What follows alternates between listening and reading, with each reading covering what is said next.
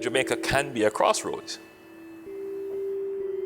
It can be a crossroads for the rest of Latin America, Central America, South America, into North America. Jamaica has a very promising future at the moment. In the past few decades, it struggled with a slow, sometimes negative growth, a high debt to GDP ratio, and insecurity problems. Yet it also has a huge potential thanks to its geographic location at the center of the Caribbean right outside the Panama Canal, as well as the largest English-speaking workforce in the Caribbean and a disproportionate cultural impact on a global scale from sports and music to iconic tourism spots. So we went to Jamaica to interview key members of the country's newly elected government led by Prime Minister Andrew Holness to see if the administration will finally be able to seize these opportunities and capitalize on this potential. We first met with Prime Minister Holness himself and asked him to give us an overview of Jamaica's comparative advantages in the region, as well as his plans for the future of the country. So Jamaica's population is approaching 2.8 million. So in a global context, we're a small country. We're a small island state. We are also, in many ways, many respects, an open economy. And that brings with it certain challenges. It means that we are susceptible to global shocks. It means that we are also very much dependent on international trade. And it means that we are also susceptible to environmental shocks and to weather shocks, hurricanes and other disasters. So Jamaica has certain susceptibility challenges which will and have in the past impacted on our growth and development. Another feature of Jamaica is, and a feature of the region in general, is that we have a high debt. And that really sets up now the context within which Jamaica can grow. The debt acts as a serious constraint on our ability to grow our economy, create jobs, and improve the general well-being of the country and the people. From a development perspective, over the last 50 years, countries in the Caribbean generally have managed to do fairly well on the human development indices. We've managed to do fairly well on education, on health. So we've managed to do well on life expectancy. We're now at and those things. We're about what, 70? We're at 70, more than 75 years, 78 years, which is really very good in terms of child mortality. Those rates are very low and comparable to developed countries. In terms of literacy, Jamaica is improving and will attain universal literacy, I would say, within the next decade or so. But GDP growth, specifically for Jamaica, has been slow, if not zero, and at some points negative. So the curious position of Jamaica and countries in the Caribbean is that we have managed to achieve great levels of development, or sometimes comparable to first world standards, but we have not grown according to first world standards. So effectively, we have paid for the development by borrowing. So Jamaica is at that stage where its governance is evolving to incorporate fiscal responsibility as part of the public management framework. And I think that the society as a whole has embraced it because the clear and present dangers of not doing so became visible to us coming out of the recession in 2009, 2010. The government of which I was a part of during that time re-engaged the IMF and started with them a standby program which assisted us to ride through the very difficult time of the recession. And a part of that was the adoption of new measures for public management of our finances, which required us to put in place a new fiscal policy framework. We are now in an extended program with the IMF, which sets a very difficult target, but a target that we must meet, and this government is committed to meeting and keeping that target. So, against the context of a history of borrowing for development, we still borrow, but certainly more sensibly. We are reducing our debt as much as we can and as rapidly as we can, and we are being far more frugal and wiser in how we use public resources. But at the same time, we also have to evolve in terms of how we manage the economy. Specifically now, the other aspect of good public management, which is a set of policies for economic growth and job creation. This is what my government will be focusing on. We'll be maintaining fiscal discipline and now developing policies surrounding economic growth. And that is how we intend to overcome the history of borrowing for growth and development. Now we will grow our way and pay our way. You mentioned recently in an interview that as Prime Minister, your job is to be the investment advocate-in-chief of the country. In your opinion, what are the sectors that you think at the moment show promise for investors, and what sectors do you wish will develop in the next few years under your leadership as Prime Minister to become attractive to foreign direct investment? Well, Jamaica's tourism product, though it is probably the best performing sector in the economy presently, still has great potential for even more expansion. We have not tapped 30% of the potential and capacity of tourism in Jamaica. You know, we've developed basically 2 or 3 areas in Jamaica for tourism. The North Coast, which we consider to be the tourist destinations of Montego Bay, Negril, and Ocho Rios, and Falmouth is being developed as a cruise ship stop. But there is also the south coast of Jamaica in St. Elizabeth, which is pristine and holds great potential for family tourism, family resorts. And then there is, on the eastern end of the island, Portland, which is, in my opinion, the gem of the Caribbean region. One of the most beautiful places I've ever seen, and I've traveled the region, which has great potential for boutique exclusive tourism. And then there is Kingston, with all the challenges that people would associate with a capital city, but with so much potential, so much history, so much culture. Just to think of Port Royal,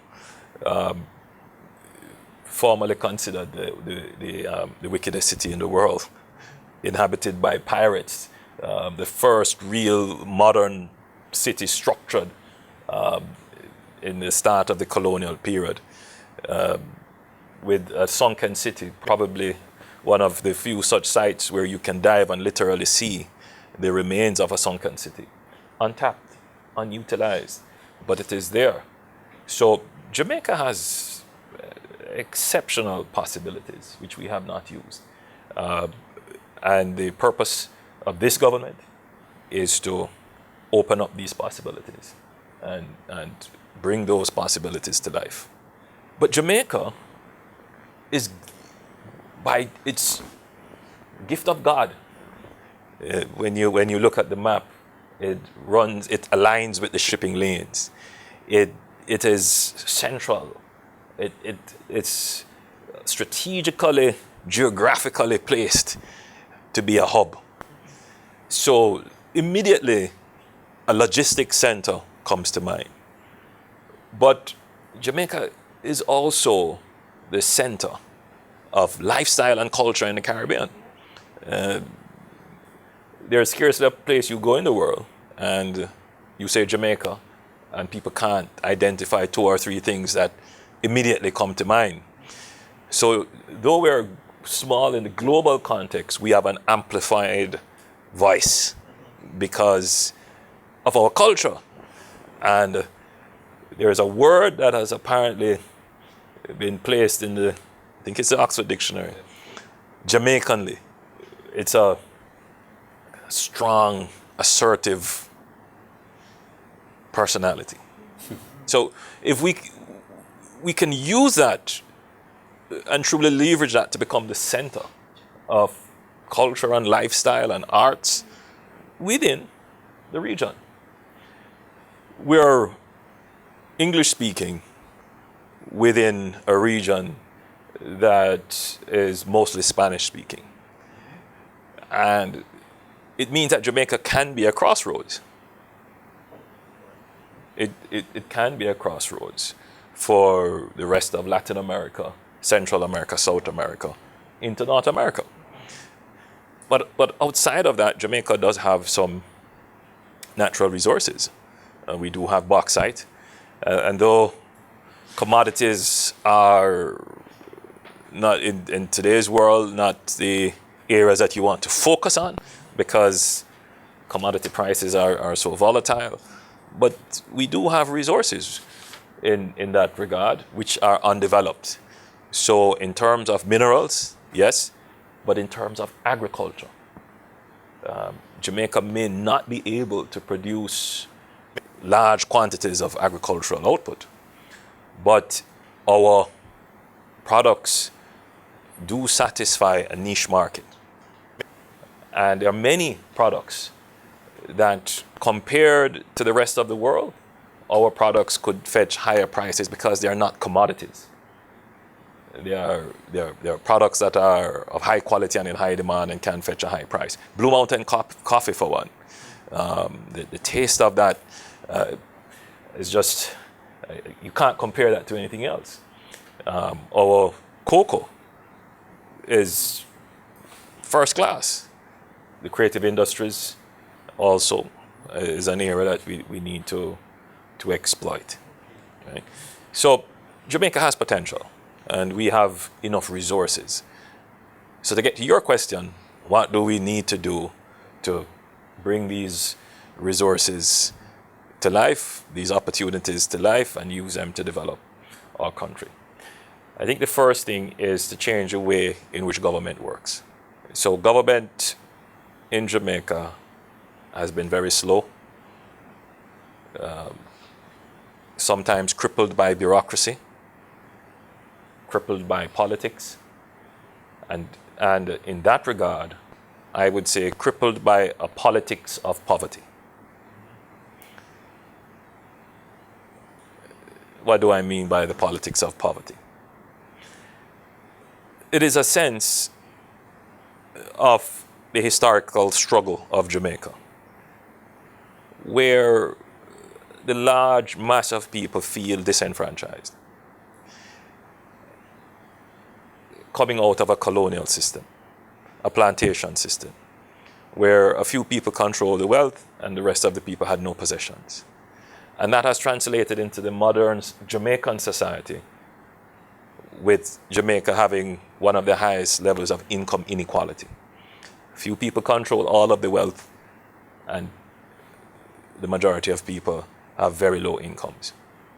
And that sets a stage within the context of a democracy, of a struggle for equality, a struggle for equity in the society.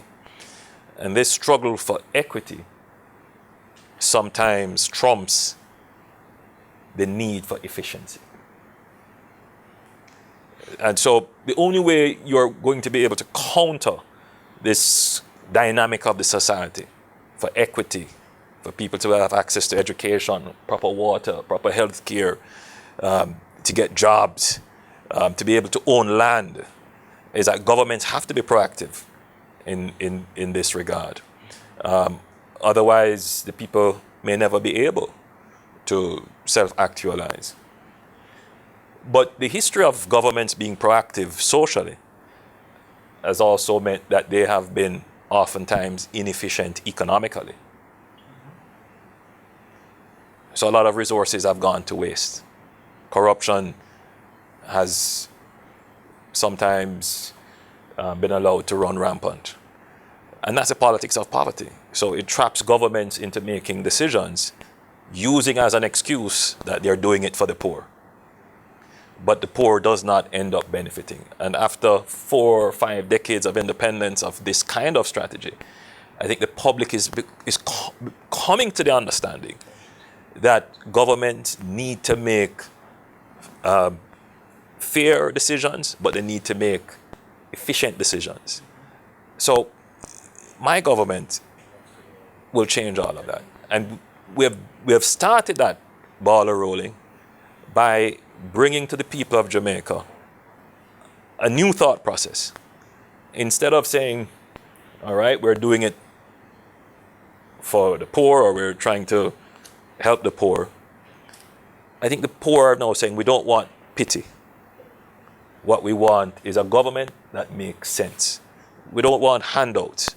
What we want is a help up. We don't want only someone to say, you love me, or I love the poor. We want someone who will be able to say, I am going to empower you to lift yourself out of poverty. And so what we have been preaching over the last 4 years is the idea of prosperity. We believe that being efficient reinforces equity in the society. By allowing businesses to grow, we will create jobs. By allowing businesses to make profits, people will get better pay. But we don't stand by a totally free market idea that if you allow markets to run on their own, that the equity side will develop. So at the outset, we build into what we're doing is that we are active in protecting the social interests of the country. So we have 2 planks that we stand on. One is to improve economic growth and job creation. We consider that absolutely important as an index to be measured. But the other plank is to improve the general well-being of the people. Their public safety, access to health and education, and the ability to fulfill and self-actualize. And on the economic side of things, firms are able to grow, make profits, fulfill their corporate social responsibility. The country will be prosperous. Your Minister of Tourism has recently met with tourism stakeholders both here in Jamaica and also in the U.S. What can we expect from the relationship between Jamaica and the U.S., not only tourism-wise, but also in general? My administration is making great efforts to strengthen the already strong relationship with the U.S. But for historical reasons, strategic reasons, we want to see even a stronger relationship. We want a stronger investment presence from the U.S. in Jamaica. We feel that in the global context of things, with other countries taking stronger investment stakes in Jamaica, the U.S., which has been our traditional, long-standing, close friend, we want to see more investment come in from the U.S. in Jamaica. We understand the global nature of things. We understand what is required from government in terms of setting a regulatory environment where firms can feel accommodated, feel safe, generally from a public safety point of view, and from having a government where they can do business without having to feel that they are required to do anything else other than what the law requires of them. And we are ensuring that our business model of running the affairs of our country is such that it aligns with what firms would be required to do in their home territory. So when they get here, there is no difference. So we are spending a lot of time looking at what we need to do to improve the ease of doing business in Jamaica. So when firms get here, they can say, well, the standards are similar, if not better. So that was our interview with Prime Minister Andrew Holness of Jamaica. We'll be publishing more interviews from members of the government in the coming weeks and months. For more information, you can head to our website at www.winne.com. That's WINNE for World Investment News. You can follow us on Twitter and Facebook. And please subscribe to our YouTube channel for more content. For World Investment News, I'm Stan Arn. Thank you very much.